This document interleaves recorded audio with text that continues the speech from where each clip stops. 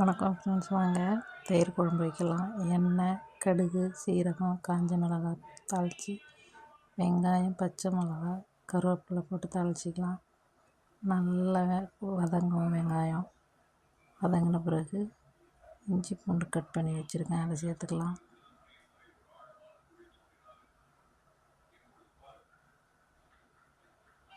நல்லா வதங்கும் வெங்காயம்.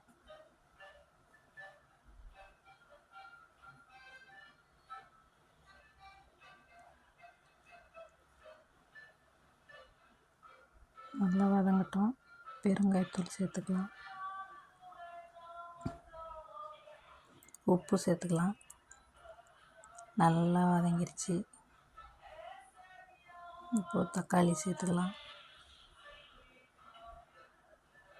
தக்காளி சேர்த்து நல்லா வதக்கலாம்.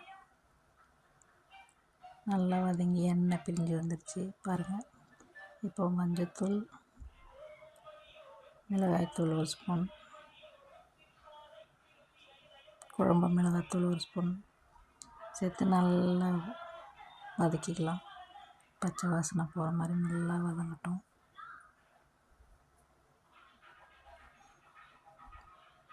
நல்லா எண்ணெய் பிரிஞ்சு வர மாதிரி நல்லா வதக்கிக்கலாம்.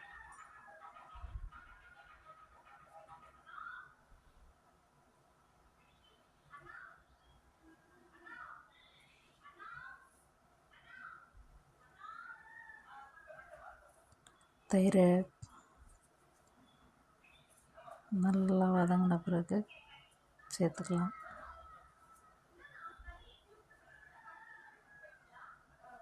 அனலை குறைச்சி வச்சுக்கலாம்.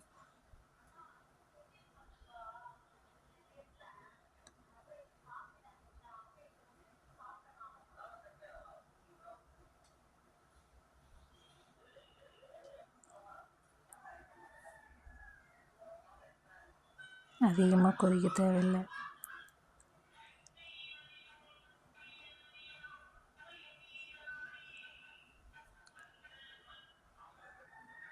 லைட்டாக கொதிச்சா போதும். நிறுத்தி பாத்திரத்தில் மாற்றிக்கலாம்.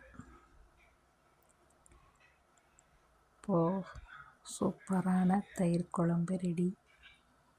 நான் இப்படி தான் தயிர் குழம்பு வைப்பேன்.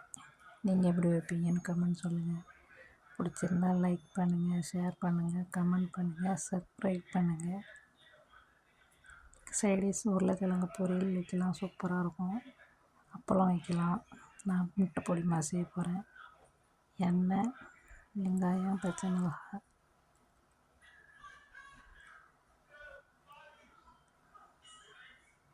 உப்பு நல்லா வதங்கட்டும்.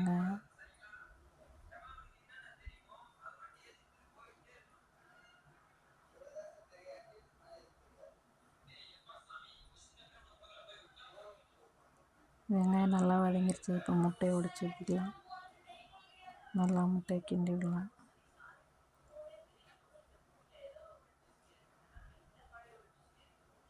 இப்போ மிளகாத்தூள் போடலாம். சூப்பரான தயிர் குழம்பு, முட்டை பொரியல் ரெடி. வாங்க சாப்பிடலாம். நன்றி.